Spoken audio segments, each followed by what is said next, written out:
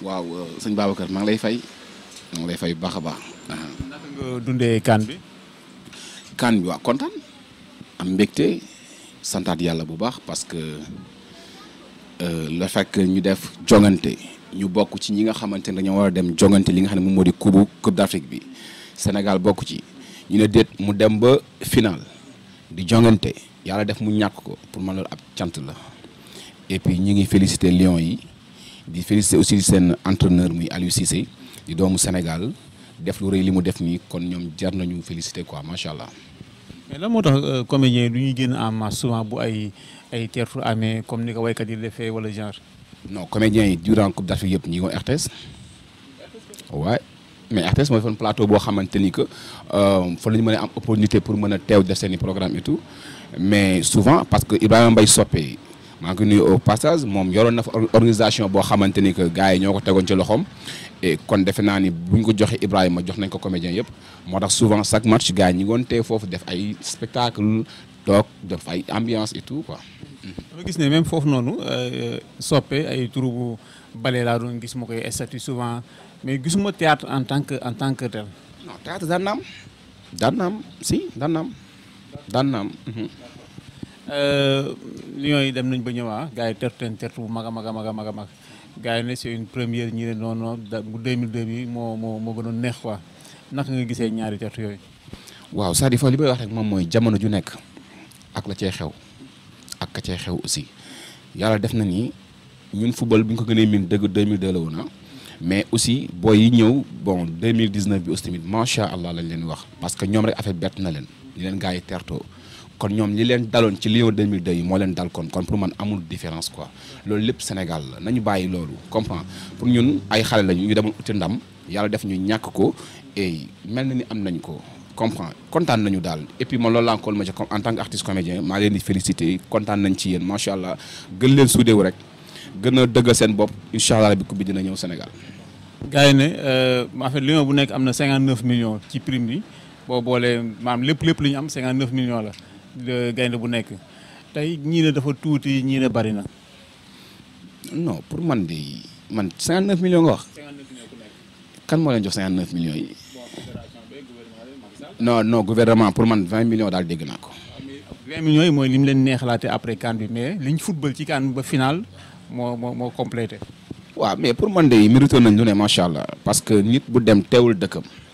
xeex ba yegg final parce que nañ xam ne aussi tamit coupe d'Afrique boo ko qualifié rek CAF dina dugal xaalis waaw kon loolu ab cant la kon lu ñu jox xale yi rek pour man méritoon nañ ko quoi bu ñu xool liñ leen di jox mais ñoom it nañ xool liñ dugal comprend et puis loolu la quoi pour man gisuma ci benn problème wax dëgg yàlla. football bi tey gars yi tax na Sénégal encaissé 2 milliards est-ce que jàpp nga ne théâtre bi mës na fay indi lu tolloog 1 milliard. théâtre bi non bokkul xam nga tey. boo gisee gars yi boo gisee man la bokkul mooy ni festival comment dirais-je ni football amee coupe d'Afrique mais bu ko amee woon ci wàllu théâtre kenn waxatu ko donc ni mi ngi am comme par exemple gars yi ñu ngi créé li nga xam ne moom mooy festival du CAN gars yi ñu ngi ciy dem mais macha allah gars yi ñu ci dem di gagner seen i prime di gagner seen gagne-pain waaw loolu rek la xam nga gars yi ba dem nañ jël ndam ñëw di taral leen. naka nga gisee théâtre fii Sénégal culture bi d'une manière générale. plus particulièrement théâtre bi. waaw théâtre dem moom ni ma ko gisee mooy mi ngi dox xale yaa ngi góorgóorlu compagnie yi ñu ngi góorgóorlu artistes yi aussi tamit ñu ngi góorgóorlu artistes comédiens yi aussi tamit bëgg nañu bon loolu laa ci mën a wax mi ngi avancé macha allah parce que ku xool diggante fii ak 10 ans ci gannaaw wala 5 ans ci gannaaw koo mës a wax kaay def lii danaa la bul ma ko waxaat léegi dem na ba nga xamante ni que koo ne kaay def théâtre mu ne la ayca jël ma. waaw bëgg naa nekk lii wala kañ lay jouer kon moo lay wan ni am na barke am na avancement li ci des rek moom mooy ñu gën a nekk ay nit yi nga xamante ni que ñu xam li ñu bëgg d'abord xam fi ñu jëm parce que tey du pour man buñ ko def affaire de succès buñ ko def affaire de siiw buñ ko def affaire de benn affaire boo xamante ni que benn affaire ni rek après mu jeex non liggéey la job la comme yeneen liggéey yëpp ku ci dëggu rek di nga fayee ko quoi pour man. mais gëdd bi théâtre war a am jox nañ ko fii ci réew mi. waaw gëdd bi day commencer par nous-mêmes ñun les artistes comédiens ñu xam li ñu bëgg xam ki ñu doon xam luñ fi ñu jëm mooy waral tey ki toog dina xam ni yow dina la jox li nga moom parce que yaa ngi ko jox sa bopp gëdd bi am na ñoo xam ne gisuñu gëdd bi parce que nañ xoolaat seen bopp mais gëdd bi am na. boo demee Burkina Faso am na fa monument benn rond point bu ñu tuddee kii di xam ne moo di Ousmane Sembène Sénégal ba Sénégal da ci li ma xam musuma fi gis benn mbedd wala dara lu ñu tuddee koo xam ne ab comédien la Tanor bu yàggul bi mu gaañoo rek ci hémisphère yee nekk Diamniadio Macky Sall ne dina ko tuddee benn hémisphère donc pourquoi théâtre bi mënul am loolu. waaw man de côté boobu xam nga Ousmane Sembène koo xam-xam ne doomu Sénégal la mu nekkoon koo xam ne day bind ay film et bu demee tey ba jël ay kaakaam dem ba toll nii Burkina ñu tuddee ko fa rue defal ko fa statue loolu sunu ndam la mais sunu gàcce la ndax ci ñun la waroon njëkkee ñun nañuy dooleel suñuy acteur culturel nañ leen di jox lañu moom bu ñu bàyyi ba ñu faatu ñu leen di defal yenn affaires yi non nañ leen di sargal nañ leen di dimbali nañ leen di tuddee lu ne ci àdduna parce que culture dafa am solo ci réew rawatina na ñun bi ñuy def ñun boo xoolee lépp a ngi dox macha allah mais côté culture bi mi ngi dox mais petit à petit bu ko gars yi gënoon a jox li moom rek ñu gën a avancer ci lu bëree bëri. nga nekk acteur principal bu Sama Wujju Tubaab la est-ce que mën nga ñu expliquer un tout petit projet bi naka la soso. waaw projet bi Aliou Ndiaye moo ko def borom Pikini production maa ngi koy nuyu au passage moom moo def Sama Wujju Tubaab la def castingam ceinture ma excuse-moi ceinture ma ne ma yow laa bëgg a liggéeyal ci projet Wujju Tubaab bi noonu la demee voilà après Ani Ngone et tout Mati Mbaye ñu def sélection bi voilà ñu waxtaanee ko affaire bi nekk lu nice quoi. rôle bi looy dund la souvent wala loo préparé la. non rôle bi déedéet xam nga man daal nu may liggéey. si yow Wujju Tubaab bi non man dafa nu may liggéey maanaam man suma producteur soxlaa ba ñu toog waxtaan xool scénario bi ma gis sam bopp et dinañ waxtaan ba juboo ma jël scénario bi dem étudier ko xool personnage li mu laaj. personnage bi benn jeune griot la boo xamante ni que dafa war a ñëw incarner rôle géwél nag ku ne xam ne ni ko yombul parce que ku ne xam ne ni géwél dafa am doole ci sunu réew géwél dafa am cër ci sunu réew géwél moo daan bàkk buur yi géwél bu xaade mosaan am mooy jiitu géwél day fekk ko amul daraja mu may la daraja te moom day am darajaam mais day téye bosam ngir sagal la yow géwél sagal na ku ne sagal na baadoo la sagal na nit bu ne kon tey boo jëlee drapeau géwél di ko représenté ci benn téléfilm wala benn sitcom et dafa war a nekk loo xamante aussi mit bon warul daanu drapeau bi warul laal suuf te man de ñaanuma yàlla ñu jox ma rôle géwél may daaneel drapeau géwél ci suuf xanaa kay yëkkati ko ba mu kawe. est-ce que am nga si ay retour mooy lan. c'est-à-dire que est-ce que après mës nga da ngeen teg benn màggatum géwél moo la yow ni nga defee du noonu wala ni nga defee noonu la. waaw amaguma loolu nag mais am na màggatum géwél boo xamante ni que liggéey nañ ci série bi muy suma papa Cheikh Mbacké bi nga xamante ni que moom mooy griot wu Géejawaay fii di ndaanaan am na benn bakk bu may wax ci série bi naan man la sëtu Njawar Ndeela Mbaay Saasa moom moo ma jox loolu. moom moo ma digal loolu parce que Mbaye laa sant ci film bi mu ne ma Mbaye ni la leen di tàggee Mbaye tar ba jinne sama maam dafa taaru woon bañ koy jaawleeg jinne Mbaye tar ba jinne kon moo lay wan ni que artiste bi bu amee liggéeyam day dem gëstu man nag gëstu naa ci rôle bi ba aw ma lépp lu ma bëgg nag mais am naa ci loo xamante ni téye naa ko pour le moment nit ñi apprécié nañu aussi tamit. maa ngi remercier aussi xale yu ndawaan yi bëgg nañ série bi bëgg nañ Père Mbaye bëgg nañ Ngone bëgg nañ Ani bëgg nañ Mati loolu ab cant la. tey bokk nga ci acteurs yi nga xam ne gën nañu ràññeeku fii ci Sénégal c'est vrai que ce rôle mooy acteur mooy jouer mooy ce rôle mais am loo xam ne dinañ si dugg ak yow tuuti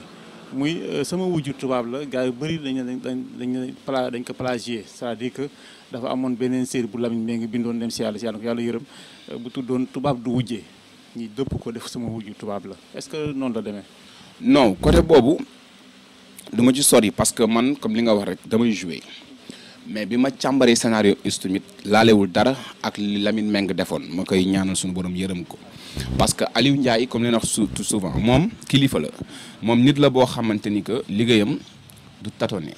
da koy def ni mu waree parce que borom xam-xam la et puis journaliste la kooku defe naa ni warul bon pour man warul copier comprend war na indi xalaatu boppam te souvent noonu lay doxee lii xalaatam la mu def ko et puis voilà quoi parce que kee dafa def tubaab da wujjee moom dafa def sama wujju tubaab la et puis wane li tax sama wujju tubaab la ci biir sitcom bi boo seetaanee film Lamine Meng boobu nii la def ak sama wujju tubaab la bokkul Sénégal nag dafa neex bu ñu gisee benn affaire mu am tubaab dañuy fàttaliku yi fi passé foo ni fa lañ ko jëlee mais ba léegi dërëm bi génnul gaal gi quoi. jël nga fi benn pièce muy Kebs gars yu bëri farañ la ràññee mu juróon fi coow lu bare nga jëloon fi mu nekkoon benn rôle lu góor jigéen boo doon interprété est-ce que tey ak coowul ngóor jigéen fi mu toll Sénégal bu la joxaatoon rôle bi di nga ko defaat. waaw xam nga man moom li may wax souvent man acteur kese la man comédien kese la man nit laa boo xam ne li may xaar mooy action ma actionné en fait ñun lépp lu ñuy def rek wala lépp lu ñuy joué du ñu tëb rek joué dañ koy càmbar dañ koy xool dañ koy saytu ba mu leer na que ni lii toog na ñu soog ko def comprendre bi ñuy joué rôle góor jigéen boobu ngay wax film boobu mi ngi tuddoon Déception maa ci jëloon rôle homosexuel bi bon en fait jamono jooju c'est en 2008 coow li bari woon na ci affaire góor jigéen ñu en tant que ay acteurs culturels ñu ngi joué ñu ngi laal ci fànn bu nekk tey ñu laal côté drogue bi tey ñu laal côté ñiy jaay seen bopp te mais pourquoi pas ñu laal ci côté góor jigéen ñu joué rôle bi mais biñ koy joué dañ ko def uniquement pour éduquer pour yee leen pour xamal li leen que li ngeen nekkee nii baaxul yàlla tooñ ko jégalu ko mu baal la waaye tooñ ko tooñaat moom mooy gàcce gi moo tax ñu ne leen li ngeen nekk nii du seen fët nag mais nga la xalaat leen yàlla suñu borom te xalaat leen bis na ñëw ngeen faatu te ku ne xam na ne kuy dund ku ne da ngay dee te lu am lu waay def muy lu baax wala mu bon yàlla fekkee na ko na gars yi dalawaat seen xel xam ni góor jigéen du lu baax loolu moo taxoon ñu joué film boobu te bi ñu ko defee tamit am nañ ci ndam li moom mooy am nañ jotoon a bàyyi à cause de film boobu ñu defoon kon loolu ab cant la daal pour man. tey jii est-ce que ku la joxaatoon rôle bi ak jamono ji fi mu toll nii nga xam ne Wally Seck yor na fi saak gars yi ne góor jigéen la mu sol fi ab t-shirt ñu ne góor jigéen la mu sol fi ay pion ñu ne góor jigéen la est-ce que tey sa fit wala sa aar dina la permettre nga jouer rôle góor jigéen. ma joué non joué naa ko pare ma joué waat quoi waaw en fait man foofu wax naa ci waxaat ci nee naa leen man lépp lu laal éducation Sénégal lépp loo xam ne buñ ko defee wala buñ ko joué nit yeewu ci wala nit bàyyi lam doon def pare naa pour affronter rôle boobu. ba ci góor jigéen. déggoo ne n'importe quel rôle man duma artiste bi nga xam dama naan non du ma joué lii man damay joué lii man lii moo may dundal man lii moo may fay man lii moo may xaalis artiste nag boo ko xasee doon da nga engagé wu artiste boo ko xasee doon am jël nga risque comme on dit da ngay jël risque moom mooy tey sa métier lu nekk moo la ciy fekk man nag sama métier moo may conditionné donc ni am na famille am na ay tout mais suma métier moo may conditionné parce que moo may fay tey bu ma leen scénario bu toog tegalu ci kaw taawul bi caaxaan taxu koo jóg mu leen scénario bi dañ ko def rien que pour éduquer pare naa pour def ko. des fois gars yi dañuy def benn erreur dañuy bëgg a informer ci lu baax far finalement ñi informer ci lu bon c'est-à-dire que saafara su jur jàngoro day faral di am par exemple comme t-shirt bi nga xam ne Wally Seck sol na ko man ak sama morom yu bare ay junni xamuñu woon ne drapeau góor jigéen loolu la imaam yi ñoo si génn wax ba ñun ñu xàmmee drapeau góor jigéen lan la loolu jàpp nga ne erreur la wala lu normal la. waaw man côté boobu mënuma ci sori parce que bi caaw li amee defe naa ñëpp ñoo ko déggandoo mais après dégg naa jégalu am na ci. bon pour man nag nit ki boo koy jiiñ dara ak lu mu mën a doon ci àdduna gis nga saay ne nit góor jigéen la wala nga ne nit dëmm la atte boobu dafa rëy de tooñ bu ngand la te dara leeru la ci dara wóoru la ci gis nga man de pour man nit lépp lu muy wax doomu aadama ak lu mu mën a doon na nekk lu mu teg bëtam yàlla sax dafa ni boo fekkee nit ki def naka suru noonu na seede bi doon ñett pour rek daw tuuma bi quoi pour bañ la dugal kon li ñuy wax rek nañuy wóor bon waxuma kenn dara nag mais c'était juste pour envoyé message que nañuy wax lu ñuy wóor ñu ñëpp kenn ku nekk parce que loolu la Wally sunu frère la doomu Sénégal la Wally bon pour man xale la buy def musique ak li ñuy def bokkul ñun théâtre la ñuy def man su may défendre théâtre lay défendre man su may wax ci théâtre laay wax parce que moom laa xam moom laa bëgg moom laa miin parce que moomay teral.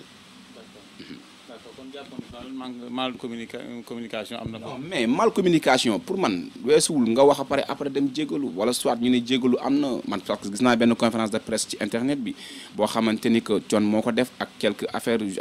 ay imam voilà ñu wax ba jégalu pour man jégalu am na rek kon alhamdulilah quoi parce que daal loolu day parce que Thione wax na dafa am solo nee na nit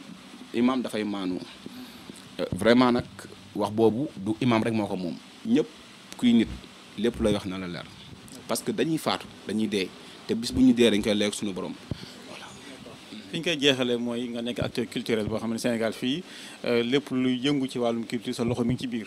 bu ñu la ci boolee yaa ngi ci bu ñu la si boolewul yaa ngi ci nga am festival bu mag a mag a mag boo xamante ni dën mën nañ ko seen kanam muy le 14 15 ak 16 novembre bi di ñëw est-ce que mën nga ñu indil en détail lu war a festival bi thème bi lan la aussi. waaw festival bi thème bi li ko waral mooy jàmm la paix parce que xam ni Kéba ambassadeur de la paix lañ koy dàkkanteel et festival bi mooy 6e édition bi Kéba buñ koy wax peut-être moom la ñuy gis mais dafa am lu nekk derrière muy waa AFAC mooy association bu mag bi nga xamante ni que ñoom ñoo dooleel Kéba ñoo ko may fit ñoo ko gunge ñoo ko pousse ñooy def ak moom li nga xam ne moom mooy festival boobu noonu bon en fait festival bi muy demee moom mooy chaque année ñu ngi def non match de gala mi ngi soog a am ren mais chaque année ñu ngi def consultation ak waa Maristop International def spectacle son et lumière ci wàllu théâtre après dimanche bi moom moo nekkoon le 16 bi ñu dem ci daara yi seeti leen jox leen ay jundukaay ay xéewal yoo xamante dañ koy séq ak ñoom parce que tey ñun dañuy yëngu ci développement en même temps di yëngu ci social kon defe naa ne loolu waral festival bi chaque année muy am ren nag la 14 bi comme ni nga ko waxee dafay am match de gala buy am entre waa ministère de la culture ak comédiens yi waaw lu mësta am nag mu lañ bëgg indi ren xam nga le 15 bi moom mooy spectacle son et lumière plus consultation bi ak waa Maristop International le 16 bi moom la yem ci daara yi seeti ndongo yi waxtaan ak ñoom jox leen ay xéwal voilà. loolu ku ne xam ne ça demande beaucoup de moyens tey est-ce que naka nga xalaatee peut-être def benn montage financier ba mën a dajale xaalis bi nga soxla yëpp. waaw xaalis bi bon ñun amuñu xaalis mais ku nekk da ngay am ku lay jàppale li ñu naan jàmbaar amul ku ñu dimbalee fi nekk ñun dañoo dimbale ba ñu agsi fi ñu agsi nii kon ñi ñuy dimbali tout le temps mënuñu leen di fàtte dañu leen di woowaat ci bés boobu. premièrement dañuy woo waa ministère de la culture di woo ministre bi maa ngi ci woo tamit ki nga xamante ni que tey bu ma amee accès biir ministère de la culture moom muy Meng maa ngi lay nuyu au passage ku baax nga macha allah parce que Meng dañoo daje ci journée mondiale du théâtre bi ñuy waxtaanee ma am lu ma ko wax mu ne ma sa naqar jeex na biir ministère te wax dëgg fa yàlla boobu ba léegi gisuma lenn lu ma naqar biir ministère de la culture kon Meng merci beaucoup mu jël ma boole ma ak bari aussi maa ngi leen nuyu au passage di la wax ni kontaan naa ci yéen liggéey baa ngi nice moo tax ñu sumb match bi entre ñun comédiens yi ak yéen waa ministère pour ñu wane suñu bopp xamal leen ni ñun sans yéen du neex de yéen it sans ñun tamit dana mel ni tool su boobaa en fait loolu la et ma ci woo waa ministère yëpp di woo aussi tamit ñi ma dëkkal muy suma maire monsieur le maire Baydi Seye mi nga xamante ni que yàgg na jàppale artistes comédiens yi maa ngi lay woo bu baax monsieur le maire di woo Isaaxa Diop mooy maire Pikine Est Isaaxa du doomu Géejawaay de doomu Pikine la mais lu may def ci événement bi chaque année mën naa loxo mooy njëkk a ñëw kon Isaaxa Diop merci beaucoup encore une fois mon frère voilà di woo Lat Diop di woo aussi tamit sama directeur Cheikh Ahmed Tidiane directeur LPD Cheikh Tidiane chaque année da ciy jàpp moom daara yee ko soxal ñoom daara yi moo leen soxal chaque année mu def ci loxoom bu baax a baax kon Cheikh Tidiane Touré maa ngi lay woo yàgg famille Touré yëpp incha allah bi ci bés boobu voilà di woo aussi sama benn papa bu ñuy wax Dieye promoteur la mooy tëgg ay lamb moom doomu Guédiawaye la aussi maa ngi ko ci woo bu baax di woo aussi tamit sunu maire Aliou Sall maa ngi koy woo di woo aussi ki nga xamante ni que moom mooy président Alaaji Malick Gakou maa ngi lay woo aussi ci bés bi moom it yàgg na ci jàpp waaw di woo Néné Tall moom mooy ministre jeunesse bi excuse-moi grand lii bal waaw bal moom li di nga ko dagg waaw d'accord en fait voilà may woo Néné Tall muy ministre de la jeunesse Néné Tall maa ngi lay woo ci bés bi aussi tamit di woo aussi tamit suma benn papa bu ñuy wax professeur Diawara amoo 3 di woo aussi tamit waa Brioche Dorée ñoom chaque année ñooy samay partenaire ci programme boobu waa Brioche maa ngi leen di béggee encore une fois di nuyu Youssou Ndaw Youssou mooy ki nga xamante ni que chaque année bu ma defee événement bi dafay ñëw jàpp ci ak doole jàpp ci ak xalaatam jàpp ci ak alalam jàpp ci ak léppam comme Youssou ma la remercier naa waa Brioche Dorée yëpp ñoom ñooy sama premier partenaire waa Brioche waa deuxième bi nag moom mooy waa ministère de la culture di woo Géejawaay yëpp di lay wax ne affaire bi seen événement la yéen a ko moom seen bés la voilà nañ ko waajal la 14 15 16 novembre incha allah rabbi artistes yi aussi tamit maa ngi woo ñëpp ñooñu suñu premier sponsor artistes comédiens yi ñoom lu ñuy def dañuy déggoo artistes yi ñun artistes amuñu maanaam bon kenn ku nekk mënul fay moromam benn lañu macha allah ñu ngi woo comédiens yëpp comédiennes yëpp di woo acteur de cinéma yëpp di woo aussi compagnie yëpp ak troupe théâtrale yëpp Arcos aussi ñi ngi woo ñëpp ci bés boobu incha allah rabbi waaw tàggoo bi moom mooy cant ak ngërëm di jéggalu rek bu fekkee wax naa fi loo xamante ni que ni dëng na nañ ma jéggal te xam ni nit matul bu dee wax naa fi tamit loo xamante ni que jaar na yoon nañ xam ne du man yàlla moo ci jàpp kon maa ngi remercier waat ñëpp di santaat bu baax a baax di jox rendez-vous ñëpp incha allah rabbi le 14 15 16 novembre Guédiawaye boobaa na mel ni tool incha allah rabbi